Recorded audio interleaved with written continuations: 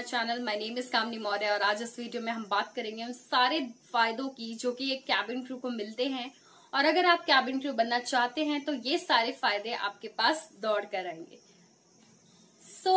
देखिए, सबसे पहले अगर आप एक कैबिन क्रू को देखते हैं तो सबसे पहले क्वेश्चन आपके मन में क्या आता है? आपके मन में यही क्वेश्चन आता होगा कि कितनी ग्लैमरस जॉब है, कितनी कॉन्फिडेंटली वो पैसेंजर्स को हैंडल करते हैं। सवाल सिर्फ यहीं तक ही नहीं है, हमें बहुत सारी चीजें होती हैं जो कि एज अ कैबिन क्रू करनी पड़ती हैं। सिर्फ हम देख के ही कोई चीज जज नहीं कर सकते हैं, उसमें भी काफी कंपटीशन होता है। जैसे कि हमें पता है इंडिया में हर जॉब में इतना कंपटीशन है, सिमिलरली यहाँ पे भी उतना ही कंपटीशन है, तो आपको वो कंपटीशन से लड़ना होगा। तो चलिए आज हम सारे फायदे के बारे में बात करते हैं जो कि एक स्टेप हो सकता है आपकी इंस्पिरेशन की तरफ कि हाँ मुझे कैबिन क्रू बनना है। ठीक है, तो चलिए आज मैंने इस वीडियो में 10 एडवांटेजेस की बात करूंगी कि अगर आप कैबिन क्रू बनना चाहते हैं तो ये 10 फायदे आपको जरूर मिलेंगे। ठीक है, तो मैंने भी आज ये लिस्ट बनाई है, आप देख सकते हैं 10 एडवांटेजेस के ऊपर जो कि आपको डेफिनेटली मिलते हैं। तो चलिए एक एक करके हम इनको इलैबोरेशन के साथ पढ़ते हैं। ठीक है, सबसे पहले आपको फ्री अकोमोडेशंस मिलती हैं। इट मीन्स फ्री अकोमोडेशंस मतलब होता है कि आप वाइल ट्रैवलिंग आप कहीं पे भी जाते हैं तो आपको फ्री अकोमोडेशंस मिलता है। मतलब जो कंपनीज होती हैं, जैसे कि मान लीजिए इंडिगो कंपनी है या फिर मान लीजिए इंडिगो एयरलाइन है, मान लीजिए स्पाइस जेट है, तो सबकी एयरलाइंस का एक अपना अपना बजट है और सब अपने अपने एयरलाइंस के अकॉर्डिंग क्या कहते हैं अकोमोडेशंस देती हैं। अकोमोडेशंस मीन्स आपके जो रेंट्स हैं, जो भी यूटिलिटीज हैं वो फ्री होती हैं, तो बहुत बड़ा फायदा आपको मिल जाता है। ठीक है, जो आपको कंपनी ऑफर करती है। उसके बाद है आपका गुड सैलरी। अगर आप सैलरी स्ट्रक्चर की बात करें तो सैलरी स्ट्रक्चर भी आपको बहुत अच्छा मिलता है। ये एक बहुत ही ज्यादा हाईएस्ट पेइंग करियर है, तो आपको पता चल गया होगा कि सैलरी मिनिमम सैलरी कितनी होती है इसकी 25,000 या फिर 30,000 इसकी स्टार्टिंग सैलरी है। तो स्टार्टिंग सैलरी हमारी 30,000 है। इट मीन्स आपने ये भी सुना होगा कि कैबिन क्रू की सैलरीज लाखों में भी जाती है, तो आपने बिल्कुल सही सुना है। इनफैक्ट जो इंटरनेशनल एयरलाइंस होती हैं जो कि इंडियंस को भी हायर करती हैं, तो उसमें तो आपकी सैलरी आप मान के चलिए कि आपकी 1 मंथ की सैलरी 1 लाख के अराउंड होती ही होती है। या फिर डोमेस्टिक एयरलाइंस की जो सैलरी की हम बात करें तो वो 25,000 से लेके 50,000 तक भी हो सकती है। और जैसे जैसे आपका एक्सपीरियंस बढ़ता जाता है आपकी सैलरी में भी इंक्रीमेंट आता है और आपकी सैलरी कम से कम एक सीनियर पोजीशन पे 70,000 तक पहुंच जाती है और 1 लाख होने में भी टाइम नहीं लगता है।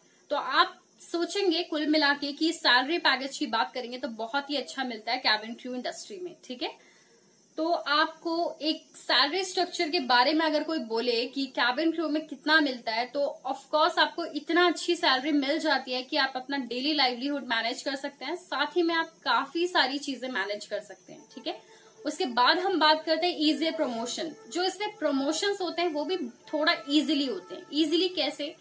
ऐसा नहीं है सिर्फ आप कुछ काम नहीं कर रहे हैं तो आपको प्रमोशंस मिल जाएंगे।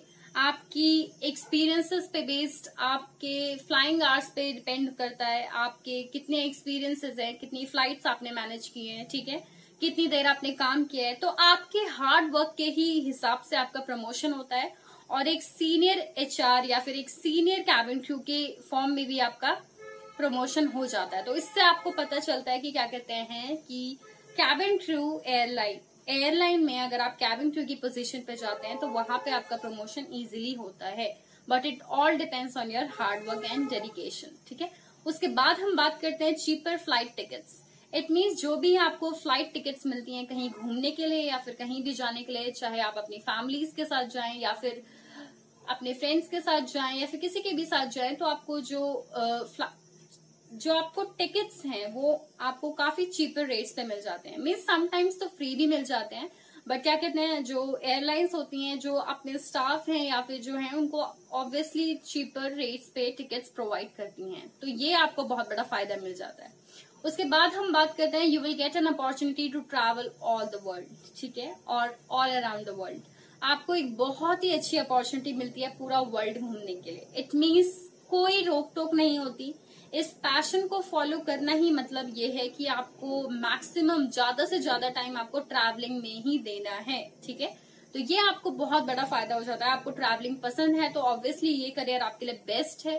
और साथ ही में क्या कहते हैं आपको बहुत सारी चीजें एक्सप्लोर करने को मिलती हैं, मीन्स कई नए लोगों से मिलने को मिलता है और साथ ही में बहुत सारी नॉलेज आपको मिलती है। तो ये चीज हो जाता है आपके लिए प्लस पॉइंट। उसके बाद हम बात कर लेते हैं दैट इज 6 पॉइंट। 5 पॉइंट हमने ऑलरेडी कंप्लीट कर लिए हैं। 6 पॉइंट है हमारा क्या कहते हैं कल्चरल नॉलेज एंड एक्सपीरियंसेस। आपको बहुत सारे नए एक्सपीरियंसेस मिलते हैं, कल्चरल नॉलेज मिलती है। इट मीन्स आप इतने सारे नए लोगों से मिलते हैं तो ऑब्वियसली आपकी कल्चरल नॉलेज भी बढ़ती है। इट मीन्स आपको हर टाइम इतने नए लोगों से इंटरेक्ट करने को मिलता है कि आपकी कल्चरल नॉलेज में भी बहुत अच्छे से चेंज आता है और साथ ही में एक बहुत ही अच्छा एक्सपीरियंस भी मिलता है आपको। उसके बाद हम बात करते हैं 7th point that is work with different people companies.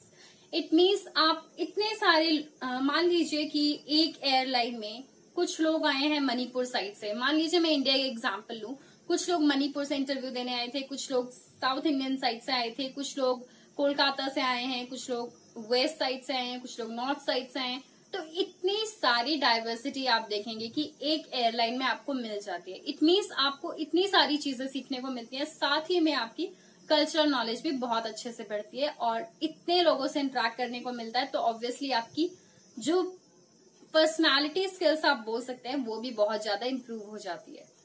उसके बाद हम देखिए हमारा नेक्स्ट पॉइंट यही है कि सोशल एंड पर्सनल स्किल्स बहुत इम्प्रूव होती हैं। इट मीन्स आपको ऐसा लगता है कि मुझे बहुत ज्यादा इम्प्रूव करने की जरूरत है, मुझे बहुत सारी चीजें एक्सप्लोर करनी है, तो आपको डेफिनेटली ये करियर चूज करना चाहिए क्योंकि इसमें आपको बहुत सारी मल्टीपल चीजें जानने को मिलती हैं। ठीक है।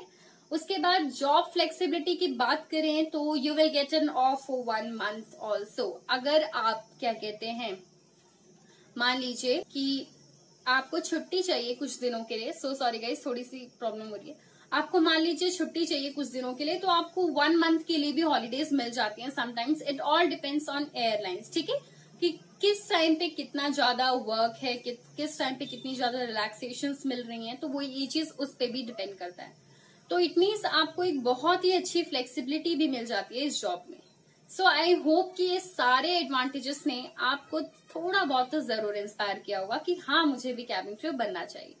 वेल बॉयज एंड गर्ल्स, आपको क्या फायदा मिला इस वीडियो को देख के ये चीज आप जरूर कमेंट में बताइए और जो भी आप डाउट क्लियर करना चाहते हैं आप कैबिन क्रू से रिलेटेड वो जरूर पूछ सकते हैं। ठीक है।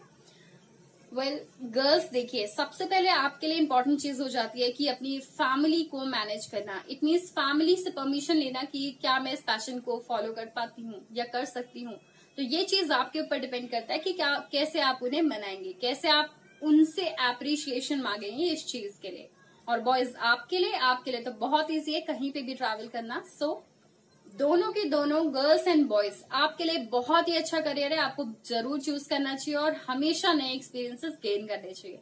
इसी मोटिवेशन के साथ मैं ये वीडियो खत्म करती हूँ। Thank you so much for watching this video once again.